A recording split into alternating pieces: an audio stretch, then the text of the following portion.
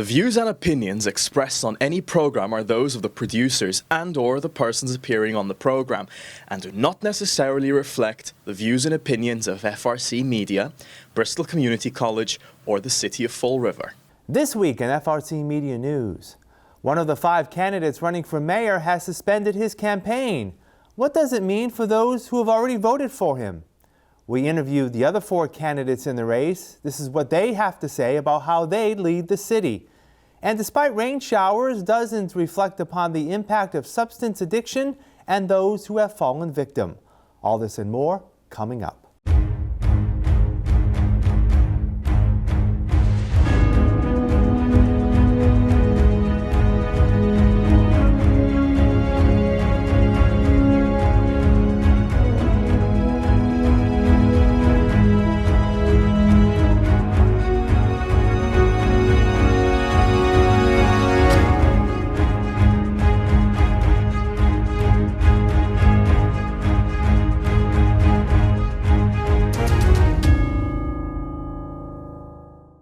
It's Thursday, September 4th, 2025. This is FRCMedia News. I'm Keith Tebow. We're less than 2 weeks away from the Fall River mayoral preliminary election. Over the weekend, one candidate decided to suspend his campaign. South End Cafe owner Christopher Sylvia announced on a local podcast that Fall River's intense political atmosphere, fueled by attacks on social media, led him to pause his campaign.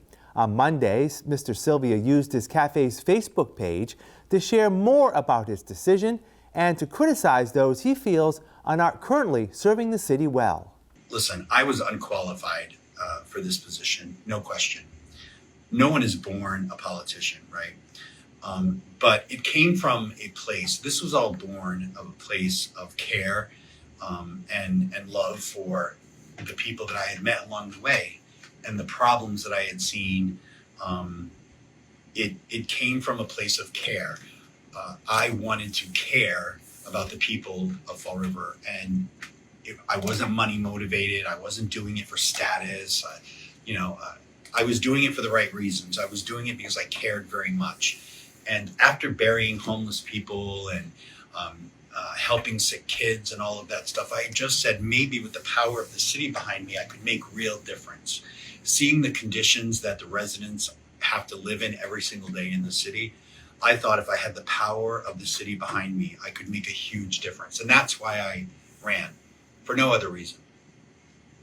But when the machine becomes so big that you don't see a path to victory without killing yourself, without destroying what you have built, you have to give in. Mr. Sylvia says he plans to return the donations of those who have contributed to his campaign.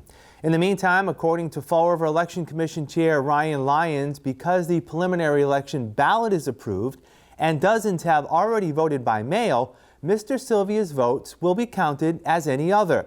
What happens after the election may still be in Mr. Sylvia's hands. Mr. Sylvia is a duly filed candidate for the preliminary election for the office of mayor, so his name will remain on the preliminary election ballot. But voters should keep in mind that he did make his public statement that he is not continuing his race for mayor. However, it is in the voters' hands to nominate him for the preliminary election. If Mr. Sylvia is nominated by the voters in the preliminary election, if he decides to continue his campaign, he has every right to do that. If he decides not to continue his campaign, he has to file an affidavit of withdrawal with me before the certification of the preliminary election on September 22nd. So if he does file his affidavit of withdrawal with me by the certification of the preliminary election, I will notify the candidate who came in third that he will advance on to the municipal election in November. Residents who have not yet registered to vote or would like to request an absentee or mail ballot must do so soon. The voter registration deadline is fast approaching. It's on Saturday, September 6th by 5 p.m. I will have special registration hours here in my office on the 6th floor of Government Center from 9 a.m. until 5 p.m. for anyone who would like to register to vote. And for anyone who would like to apply for an absentee or vote by mail ballot, the deadline to file your applications with my office is by 5 p.m. on Tuesday, September 9th. So don't wait. Apply for your mail-in ballot as soon as possible. And the same thing goes for your voter registration. Check your status or submit get your registrations online with my office as soon as possible. The Elections Office has sent out approximately 4,800 absentee and mail ballots, which must be returned by the close of polls on Tuesday, September 16th at 8 p.m. When you receive your mail-in ballot package, at home, review the instructions and make sure you sign the affidavit on your mail-in ballot envelope before you return it to my office. Otherwise, it's going to be rejected. So please make sure you affix your signature under the affidavit, put your ballot into the mail-in ballot envelope, and return it directly to my office. There is the postage-paid envelope in your ballot package. You can return it directly back to my office here at Government Center at the office window, and we do have the ballot drop box located outside of the 3rd Street entrance. FRCMedia spoke to the other 4 candidates running for mayor, to date the only outlet to do so. Incumbent Mayor Paul Coogan is seeking his 4th term in office. He's doing so because he says there's more work to be done. He says during his tenure, the city has seen areas for growth. The opening of the new Durfee High School, a soon-to-be-open Diamond Regional Vocational Technical High School, and the launch in March of South Coast Rail. He says the completion of the Route 79 Duval Street construction project next year will provide the city with a unique opportunity to transform the waterfront. He's advocating that the Redevelopment Authority control the development of the 19 acres of land at the site, which is currently owned by the state of Massachusetts. Whatever happens down there, the city is the winner. Fall River's going to win, whether the state does it, the RDA does it. There's a combination of both. Whatever development goes along down there is going to develop a piece of parcel, a parcel that's better than any in the state. Right along the waterfront, 19 acres, jobs, housing, commercial, residential. It's going to have all the components to make it successful. My preference, obviously, is for the Redevelopment Authority to handle it, but in working with our state delegation, seems like we're going that way, but at the same time, if the state says that's our land, we're going to develop it, we'll work with them also. I mean, we have a good rapport with all of the people at Mass Department of Transportation, the governor, the lieutenant governor, and no matter who does it, it's going to be successful. Mayor Coogan says he's satisfied with the work being done thus far by Chief Kelly Furtado since he took over the role in October. Depending on the source, Fall River remains among the communities in Massachusetts with one of the highest crime rates. The mayor says despite those rankings, Fall River has seen a decrease in crime. You need people on the streets. You need the rebuilding of her detective division with the cast and the NEAT team, which are out there knocking on doors, going in, getting the guns before they go out the door.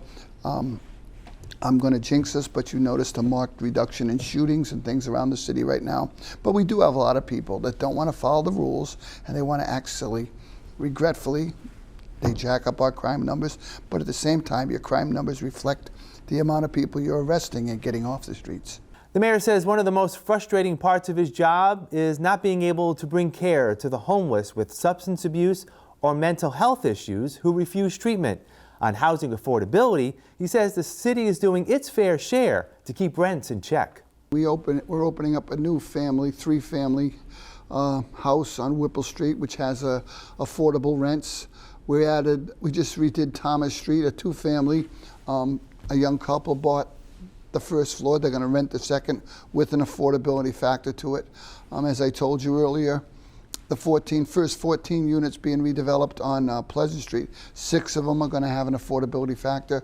We can't put low-income housing across the city.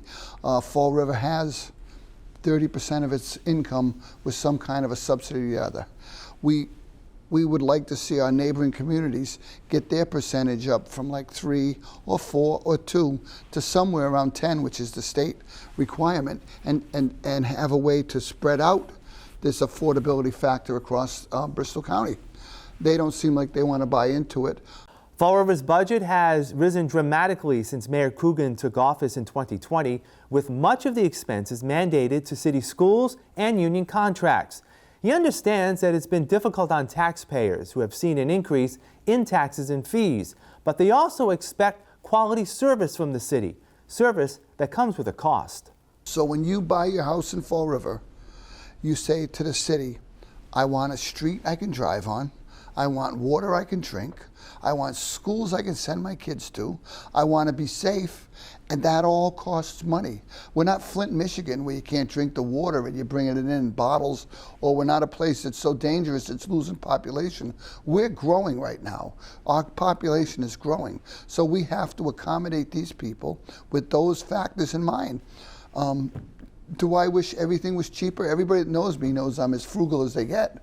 I don't want to spend money, but at the same time, you have to spend money to protect the asset you have in front of you. Carlos Caesar came to America in the 1980s, fell in love with Fall River, and became an American citizen. He was a longtime president of the Flint Neighborhood Association and drives city school buses. He decided to run for mayor because he says the city, despite an increase in revenue, has made poor spending decisions. He's looking to conduct a forensic audit of all city departments. We have a $240 million difference in 5 years. So we have money. We just need to spend it smart, target what we need to do first. And that's why when I say public safety and police, because those, when I'm building my budget, those will be the first people on the table to get awarded money. I want to increase the manpower. I want to give them the tools they need so we can improve the city. So they will be my first priority on the budget, will be them. Then at the end of the budget, if I don't have money on the budget to pay the assistant of the assistant of the assistant, so it's like 1 full-time and 5 part-times, then I'm sorry, we cannot afford you. Mr. Caesar believes the number of homeless in Fall River is above 300. He says there are many entities to help the homeless doing so for the wrong reasons. What I'm seeing is a lot of people making money out of these people, okay? Just because they don't want to resolve the problem because they're going to lose their job. So, and that cannot be. This cannot be. Priority should be to help them get out of that situation. Yes, we have some people that just love to be the outside, love to be on their tents. But just kick them from here without giving them a place to go, it's not a solution. We just keep hitting the can down the road. We need a solution.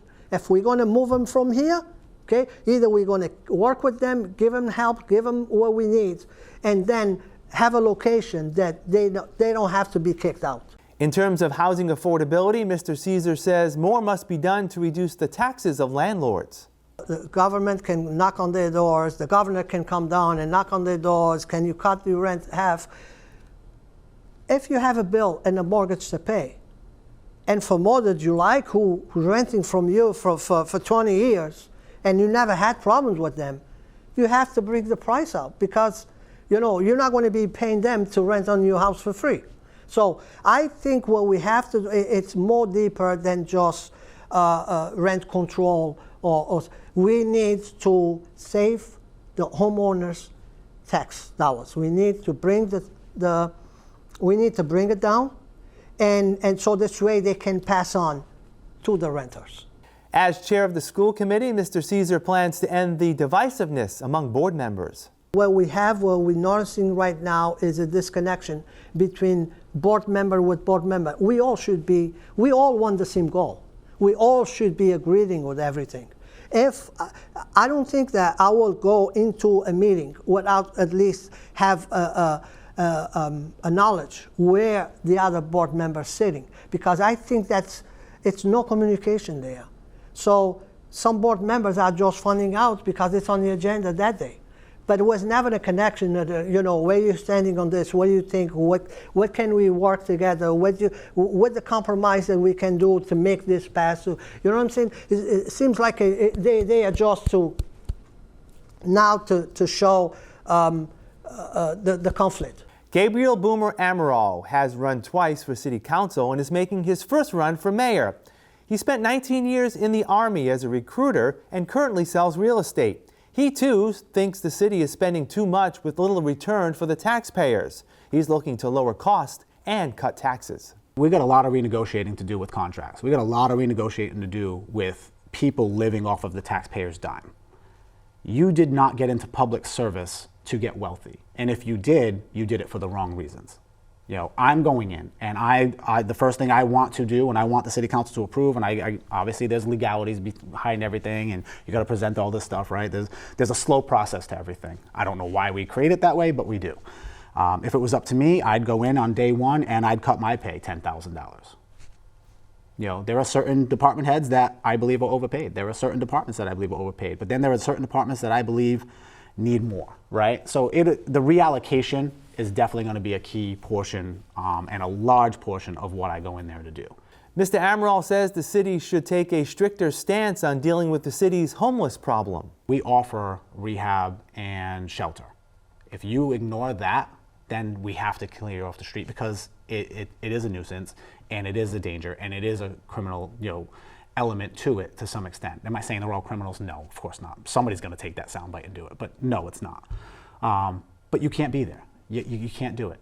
If you're refusing the rehab, then hey, we're going to take the gloves off and we're going to put you in a position where you have to accept the rehab, or you're going to want to leave Fall River because you're not going to like the counter nuisance that we can create, right? At the end of the day, if you're violating the law and you're breaking the law and it's a Friday, but you just want to stay out to go get your fix or whatever it is, you're gonna spend the weekend in jail until court. We're gonna force that rehab on you and make the right decision and try to help you and try to reach you, and we're gonna put the councils in place to obviously work with them while we're doing that, but we can't keep coddling people. We can't do it. Mr. Amaral says with the city ranked as one of the worst communities in Massachusetts for crime, more effort must be put to support the work of police officers. Our police officers and detectives and CAS teams and all these, they're going out and they are killing themselves. They are doing a fantastic job. You see it every day. They're taking guns and drugs and criminals off the streets every day. We also need to work with the courts, the DA, and tell them to stop making deals and start being firm on crime in the city. And I don't believe our court system here is being firm on crime. And maybe that's a conversation that we have to have at the state level and start talking to judges and start talking to whoever we need to do. But Fall River needs to be more strict on consequence for what's going wrong. And I'm not saying like, oh, you know, a kid, you know, is his first offense, things like that, put him in jail for 10 years. That's not what we're saying. But these career criminals that continue to come back on the streets, the same drugs, the same guns, the same violence, and they continue to keep walking, these cops are spinning their wheels. I'd be tired too. Mr. Amaral says when it comes to developing the waterfront following the reconstruction of Duval Street, the decision should not rest solely with those in power. I want to get a census from the people. What do we want here? What do we need here, right? Stop bringing in, what are we getting the most? The people should have a say. We're going to give up our waterfront. We're going to give up all that land, all that area. The people should have a say because we're never going to be able to afford to fix that again. We're never going to be able to. You know, we don't have the state coming in, the federal government coming in and giving us all this money for nothing. They want a big piece of that pie, right? And they're going to get it. It's their land. They're going to get a lot of it. We need to fight for what we can. We need to bring that life here. We need to bring our bigger restaurants here. We need to bring activities for our kids here, sports complexes, whatever it may be. Michael Vandal is on the ballot for mayor for the third consecutive election. He says even though the city has received an increase in state and federal financial support, he's doubtful that practice will continue. The city's in trouble because they're not going to be getting the funding like they did before. So a lot of that will have to be done in a way that private funds donations in all different areas. Right. But that hasn't happened so far in a lot of different cities and towns throughout the United States. That usually comes from state and federal funding. Put it in the city's name and then let it run. If the fire department needs a truck, then they could put it in the fire department. Then they would get a fire truck. It's just a different way of raising money because you're not going to get federal and state funds like you used to. Mr. Vandal agrees with the other candidates that it's important to devise the right strategy in developing the land made available from the reconstruction of Duval Street. They're already right now planning events all over the waterfront. So they're slowly using it as a way to get the people to go towards the waterfront. So we pick the same way, keep on getting the people going towards the waterfront, and then a lot of the properties near there, they get the federal and state, a lot of them get their property transferred to the city of Fall River, if that makes sense with you. So they count on more revenue for the city of Fall River. We'll look at it like artists that will be drawn as time goes in, and they could predict, a lot of economists, what they would do there. They've already done all of that. That's all in the picture. And even before I even walk in the office. Mr. Vandal says the city needs to create more affordable housing for those who are struggling to pay their bills.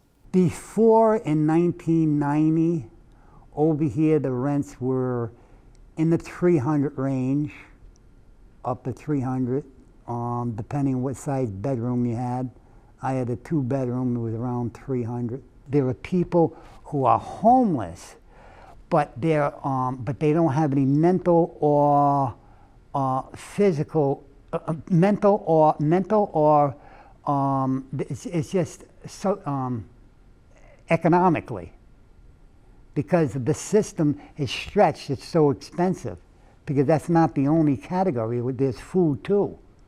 So there's also a problem where people are going to have trouble paying for food. So they don't get enough of food coming in, and we're in a state right now where the U.S. government is cutting the food stamps. We invite you to check out our dedicated Election 2025 webpage, where you'll get the latest election information and watch all our videos with the candidates in their entirety. Please visit frmedia.org/election2025. And stay with us right after this newscast on Thursday, as we'll bring you live coverage of the mayoral debate sponsored by the Fall River Reporter. That begins at 6 p.m. We'll have more FRC Media News right after this. Here are some job descriptions on the latest hot jobs list from the Mass Hire Fall River Career Center. Director of NOWI, Bristol Community College, located at 777 Aylesbury Street, seeks a full-time Director of NOWI to provide leadership and oversight for the campus's workforce training programs, including the National Offshore Wind Institute. Job number 229-93064.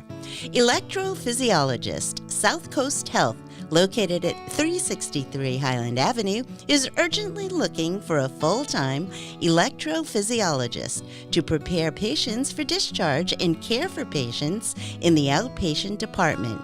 Job number 229-97573. High school English teacher. Argosy Charter School, located at 240 Dover Street, is seeking a full-time high school English teacher responsible for enacting school-wide systems and routines to ensure students have a well-organized, structured, and productive learning environment. Job number 229-93241. Speech-language pathologist, Stepping Stone Incorporated, located at 279 North Main Street, is urgently looking for a full-time speech-language pathologist. For more information, call 508-679-0033. Price Right, located at 866 Pleasant Street, has an immediate need for the following full and part-time positions. Closing Supervisor, job number 229-89355. Meat Department Supervisor, job number 229-94947. For more information about these or other positions, visit Mass Hire JobQuest at jobquest.dcs.eol.mass.gov or call the Mass Hire Fall River Career Center at 508-730-5000. Welcome back. Recover Fall River, Peer-to-Peer, STAR, and the City of Fall River sponsored the city's annual Overdose Awareness Day, held last Friday at Heritage State Park. The outing celebrates those in recovery from substance abuse and remembers the individuals who fell victim to the disease and their families. Adam Boyvert has been in recovery for 5 years. Even though he has sought the counsel of individuals to help him through his journey, he got sober on his own. Wherever I step on a daily basis, I got to represent change, recovery, peace at all times. I'm not perfect, but I'm far ahead of where I was. And since there was places like Seven Hills and places like Peer-to-Peer, Faith and all of them, Destiny, all over there, and people, there's not one place I can't say that hasn't been a big part of my recovery, and now I put it into music, and I use that to reflect my message, and with no derogatory language and more of change. That's what my mission is, and I even volunteer in the community for mobile ministries. Tony Soares of Somerset lost his daughter Elise to substance abuse despite her efforts to get clean. It was an illness, and it was taking medication that really started it, and the medication, she tried to stop it, but it led just to something else and something else again. And it's just a terrible situation that you try to overcome. And I'm asking everyone out there to hear this and try to overcome it. Don't give up. Stay with it. You have people here that are in recovery for over 40 years. So you can do it. Anybody can do it. And just think about the life that you're giving away, not that the life that you can have. Nikki Fontaine leads the city's efforts to connect with the homeless who face addiction, experiencing it herself. When I was using, I was just sick and tired of living the way that I was. I knew that I was meant to do something more, and I couldn't do that using, that was for sure. I've lost personally way too many friends, my ex-fiance, and just so many loved ones. And this disease is insidious, it doesn't let up, so neither can we. And it doesn't matter what people say or think, we're gonna keep fighting a day at a time. We'll wrap up this edition of FRC Media News after this. Hello and welcome to Hot Dogs and Cool Cats. Today we have Hera. Hera is a 7-month-old American Bulldog Pit Mix. She came to us as a surrender. She's a very sweet girl, very young still, so she does still have puppy energy. She's a little nervous at first. It takes her some time to come out of her shell, but once she does, she is a total love bug. She will crawl right into your lap for pets. She rolls over on her back for belly rubs, and she's perfectly fine being just right next to your side all the time. We do say kids 12 plus for her just because she is a pit bull. She is good with other dogs, and we are asking again because she is a pit that you own your own home. But she's a very sweet girl, still has plenty of time to learn. Definitely will need some puppy classes, some puppy training, basic commands and manners. If you're interested in meeting Hera, you can come on down to 300 Linwood Street in Fall River. You can also go to our website at foreverpaws.com. Today we have Pumpkin Pie and Papaya. They're basically twins. They're both 2-year-old neutered males, domestic short hairs. They were unfortunately surrendered as their owner passed away, and they were given up to us. They were very shy the first day, but after that they've been best friends with staff, best friends with the other cats. They've been very easygoing. Very sweet, very social. They love to be under your feet at all times. So if you want, an affectionate lap cat, these guys are going to be your best bet. They don't necessarily have to go together, but if you do want a pair, this would be your best bet since they get along so well already. All right here we have Pumpkin Pie. He's a little bit lighter, and Papaya is going to be your darker boy. So if you want to come down and meet Papaya and Pumpkin Pie, you can come down to 300 Linwood Street in Fall River, Massachusetts. You can give us a call at 508-677-9154 or go to our website, foreverpaws.com, to find our application online. That's all for this week's edition of FRC Media News. Please visit our website, frmedia.org, for more local news and information. FRC Media News airs Thursdays at 6 p.m. and Fridays at 5:30 p.m. One reminder, right after this newscast, stay with us as we provide live coverage of the Fall River Reporter mayoral debate. For all of us here at FRC Media News, I'm Keith Tebow. Have a great weekend. We'll see you next Thursday.